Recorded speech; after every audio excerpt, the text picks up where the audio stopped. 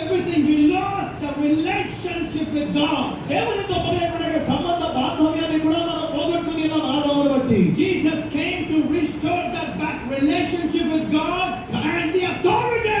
కాబట్టి ఆదాముని పిలువబడుతున్నప్పుడు యేసుక్రీస్తు వారు తిరిగి ఆ దేవునితో సంబంధాన్ని మనకి కలపడానికి దేవుడు ఈ లోకంలోకి వచ్చినవాడు యేసయ్య.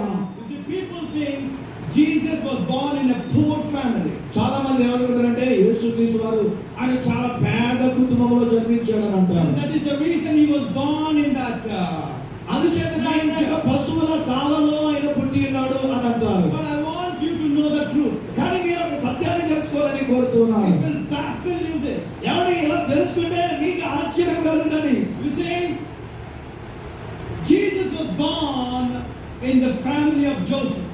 యేసుక్రీస్తు వారు యోసేపు అనేటువంటి వారి యొక్క కుటుంబంలో ఆ వంశంలో పుట్టినటువంటి వాడు. Bible says Joseph was a righteous man. ఈ యోసేపు అనేటువంటి